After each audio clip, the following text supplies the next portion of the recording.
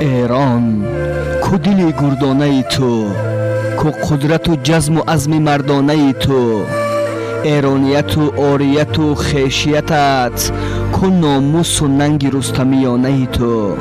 ای شیر شغالان شده اندر پنشیر، کو نعره و کو غوریش و شیرانه ای تو. همخونی و همزبانیت رفت کجا، کو هیبت و زور و فر شاهانه ای تو. کو طبل تو، گرز تو، کو میدان داری، چنگال و پر و بالی و خوابانه تو.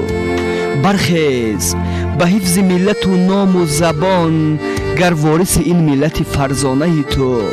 در حیرت سختیم از این بی‌طرفی، یا در طرف غاصب و بیگانه تو. ایران هراس را دور فکن، آتش نرود تا در خانه تو. آشیانه گشتم، خانه به خانه گشتم، بی تو همیشه با غم، شانه به شانه گشتم.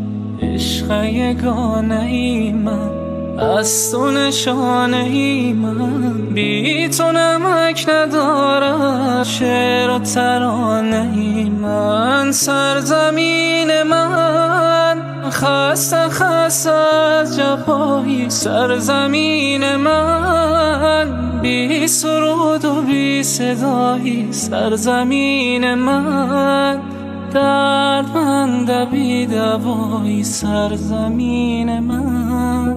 سرزمین من کی غم تو را سرود، سرزمین من کی ره تو را گشود، سرزمین من.